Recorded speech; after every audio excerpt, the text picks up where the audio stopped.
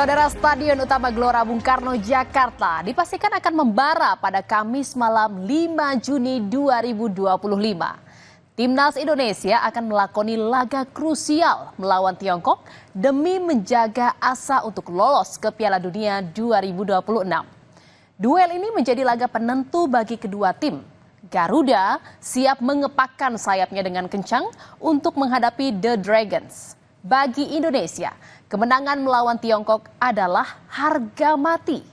Pasalnya, hasil imbang apalagi kalah bisa memupus harapan Garuda yang menempati posisi keempat di klasmen grup C untuk lolos kualifikasi Piala Dunia. Sementara di sisi lain, Tiongkok juga bertekad untuk meraih poin penuh agar terhindar jadi juru kunci grup C.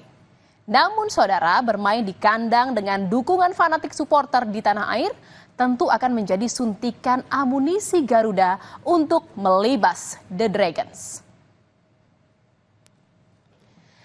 Dan saudara, pertandingan belum dimulai, tapi aroma pertarungan sengit antara Timnas Indonesia melawan Tiongkok ini sudah mulai terasa. Pelatih Timnas Indonesia dan Tiongkok saling menebarkan cywar satu sama lain. Patrick Kluivert mengingatkan Tiongkok agar berhati-hati saat bertandang ke markas skuad Garuda.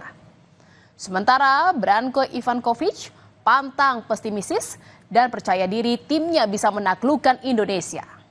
Laga ini jadi adu gengsi antar dua pelatih, di mana bagi Kluivert ini ajang pembuktian untuk membalaskan kekalahan. Sementara bagi pelatih Tiongkok ini adalah pertaruhan nasibnya. Dan saudara, kepercayaan diri dari The Dragons saat bertandang ke kandang Garuda ini bukan tanpa alasan. Timnas Indonesia secara mengejutkan takluk 2-1 dari tuan rumah Tiongkok Oktober 2024 lalu. Timnas yang saat itu masih di bawah asuhan pelatih Shin Tae-yong datang dengan optimisme tinggi untuk mencuri 3 poin karena dalam 3 pertandingan terakhir tak terkalahkan. Tetapi saudara, hasil pertandingan ternyata di luar perkiraan. Indonesia gagal meraih poin. Penampilan Jai Izes dan kawan-kawan sebetulnya unggul dari statistik permainan. Namun keunggulan Tiongkok yang mampu mencuri gol di babak pertama membuat fokus permainan timnas berantakan. Dan saudara, di laga penentuan pada Kamis malam, pelatih Tiongkok Branko Ivanovic akan menurunkan tim terbaiknya. Branko membawa 25 pemain, 3 diantaranya merupakan pemain naturalisasi, yakni Jian Guangtai, Serginho, dan Yang Mingyang. Ivanovic juga memboyong wonderkid 18 tahun Yang Yudong, yang dijuluki sebagai Lamine Yamal dari Tiongkok. Pemain kelahiran tahun 2006 ini menunjukkan penampilan yang luar biasa, bahkan di Liga Super China 2025, ia mencetak 8 gol dari 12 pertandingan. Dan saudara, pertandingan Timnas Indonesia melawan Tiongkok diprediksi bakal berlangsung sengit. Aroma balas dendam akan tersaji dalam laga ini, di mana skuad Garuda terus mematangkan taktik dan juga strategi untuk meredam Tiongkok. Pelatih Patrick Kluivert yakin bisa mengalahkan Tiongkok. Dan skuad Garuda wajib meraih 3 poin untuk menjaga asa lolos ke Piala Dunia.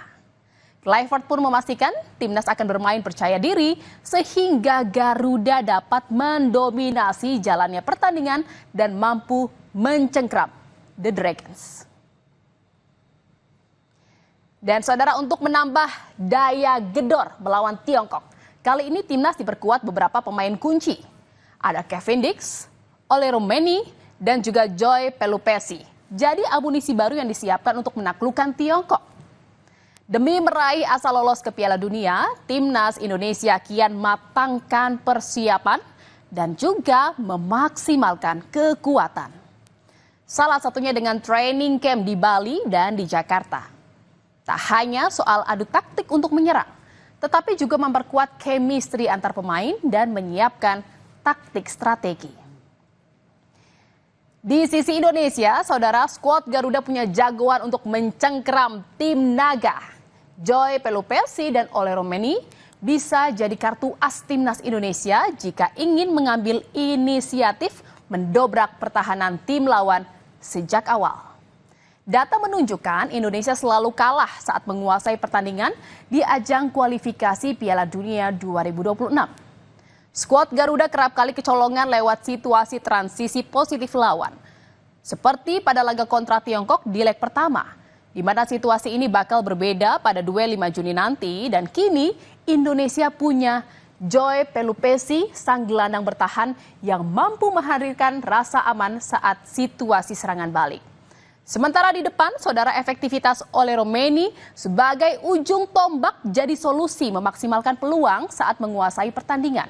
Apalagi Tiongkok tak menurunkan bomber utama mereka, Wu Lei, yang diterpa cedera. Dan saudara, dari segi teknik permainan, kemampuan Ole Roemeny saat membela timnas Garuda sudah teruji. Saat pertama kali bertanding untuk timnas Indonesia, yaitu melawan Australia, Ole Roemeny memulai laga debutnya dengan manis, menyumbang gol pertama untuk timnas dan memberikan harapan bagi tim di tengah dominasi Australia. Debut Ole di timnas ini pun mencuri perhatian. Dan saudara, permainan ciamik Ole Roemeny juga ditampilkan saat laga Indonesia melawan Bahrain di Gelora Bung Karno pada Maret 2025 lalu. Ole Roemeny berhasil mencetak gol dan menjadi pahlawan kemenangan timnas Indonesia. Gol satu-satunya Ole membawa tim Garuda meraih poin penuh dalam lanjutan kualifikasi Piala Dunia 2026.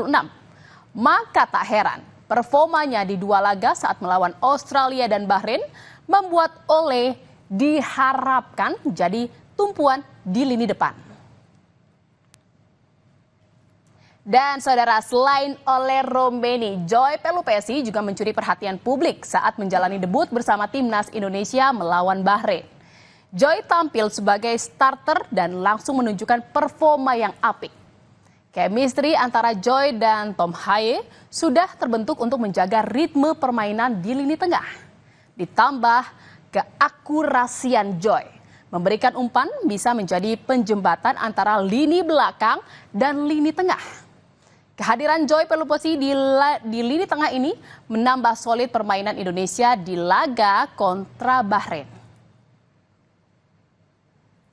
Dan saudara, jelang duel hidup mati lawan Tiongkok, timnas tak akan diperkuat Martin Pas di bawah Mister Gawang yang absen akibat akumulasi kartu. Penjaga gawang timnas Emil Audero Mulyadi berpotensi debut bersama skuad Garuda. Meski baru gabung timnas, tapi jangan ragukan Emil yang punya stok pengalaman panjang berlaga di Liga Italia. Apalagi Emil sempat merasakan didikan kiper legendaris Italia Gianluigi Buffon. Emil yang lahir di Mataram juga pernah bermain di Sampdoria dan sempat memperkuat klub Serie A Italia Inter Milan. Musim ini dia tercatat sebagai pemain Como, tapi dipinjamkan Palermo. Emil bilang bakal total memberikan 100% kemampuannya bagi timnas. I'm not nervous because it's football, it's joy. So I'm preparing the match as I always did. So I'm focused on the training and all my teammates, we're doing a really good training session. So of course we're gonna give our 100%. So I think I'm not saying nothing, but I'm positive. Saudara, beberapa pemain kunci timnas terpaksa absen saat menjamu Tiongkok. Marcelo Ferdinand dan juga Martin Pas misalnya yang kena akumulasi kartu.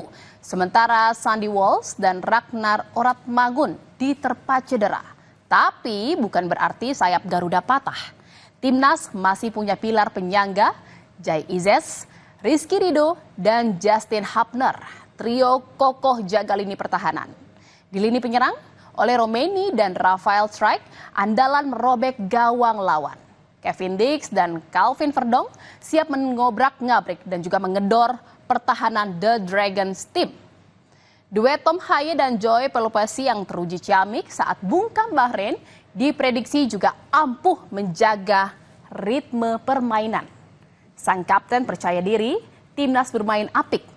Kehilangan pemain kunci bukan masalah besar, terutama pergantian kiper karena banyak opsi pengganti. I know Emil a little bit now because he plays in Italy and we had a lot of contact also before he did the neutralization. And so far I've only played with Maarten, so I cannot really say what the real big difference is, but we are very fortunate to have multiple goalkeepers, not only them but also we have other goalkeepers who are really good, so we're really fortunate to have a lot of choices, so it will be a difficult choice for the coach when everybody is here. Saudara, tak cuma menang lawan Tiongkok, juru taktik timnas Patrick Kluivert juga ingin anak asuhnya merengkuh 3 poin dalam duel kontra Jepang. Bukan tanpa alasan, Indonesia masih berpeluang lolos langsung Piala Dunia jika mampu mengunci kemenangan. Kluivert mengakui si rival timnas punya kemampuan yang tak bisa dianggap remeh. Tapi Kluivert yakin bisa menaklukkan Tiongkok dan mengamankan 3 poin. Hitung-hitung kekuatan lawan sudah dilakukan, Kluivert memastikan skuad Garuda tampil percaya diri dan bisa mendominasi jalannya laga. Kluivert bahkan memberi peringatan pada Tiongkok untuk berhati-hati. Globally, in big lines, I know how they play, but I think the most important thing is that how we are playing. They need to look at us because we are playing at home. We have to play dominant game, and they have to. Be careful of us, and we of course don't need to underestimate our opponent. But I think that China needs to be aware what we bring to the table. Saudara, kontra Jepang kita masih punya asa, saudara, karena bagi tim Samurai Biru laga ini tak ada artinya. Apalagi fokus Jepang langsung di putaran Piala Dunia. Secara mengejutkan, negeri matahari terbit itu merombak besar-besaran skuadnya dalam menghadapi Australia dan Indonesia. Pelatih Hajime Moriyasu memanggil mayoritas pemain lapis kedua dan menyertakan 7 debutan yang belum pernah tampil untuk timnas senior sebelumnya. Apa alasannya? Karena Jepang sudah memastikan diri lolos ke putaran final Piala Dunia 2026. Saudara, duel sengit Garuda versus Naga bakal jadi pertaruhan hidup mati Tiongkok dan Indonesia. Lanjut atau terhenti langkahnya dilanjutkan di kualifikasi Piala Dunia 2026 zona Asia. Masing-masing juru taktik sudah dikantongi racikan terbaik. Bagi kedua tim tak ada pilihan selain menang. Tak cuma 70.000 supporter yang menyesaki GBK, tapi seluruh Indonesia menaruh asa pada timnas Garuda. Saudara, berita utama masih akan kembali seusai jeda dengan informasi mengenai polisi akan memeriksa panitia acara dan membongkar makam mahasiswa Unila yang diduga tewas karena dianiaya saat Diksar Mapala.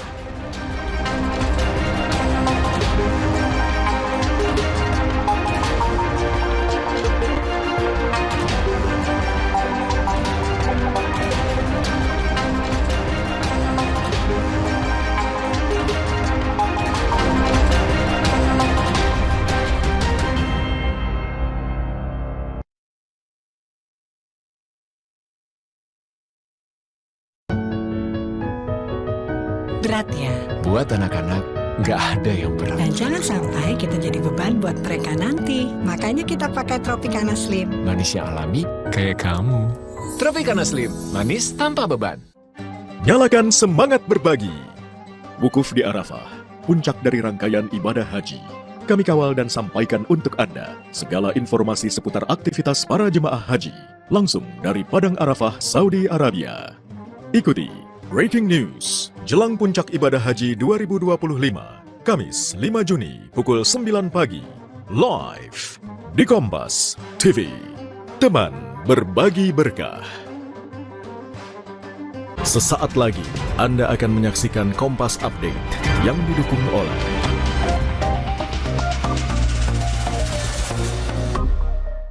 Anda menyaksikan Kompas Update, Saudara, bersama saya, Algin Fridianto. Kebakaran hutan terjadi di wilayah Deleng Gajah, Kecamatan Barus Jahe, Karo, Sumatera Utara.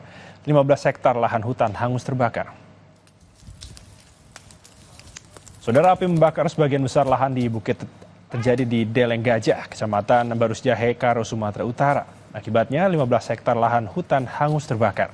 Setelah 3 jam berjibaku, api akhirnya berhasil dipadamkan. Diduga kebakaran terjadi akibat cuaca ekstrim yang melanda Kabupaten Karo.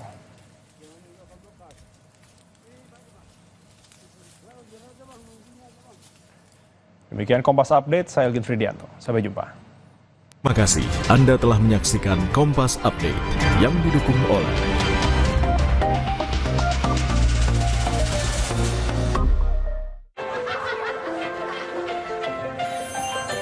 Yeah, you could be the greatest, you could be the best, you could be the King Kong banging on your chest.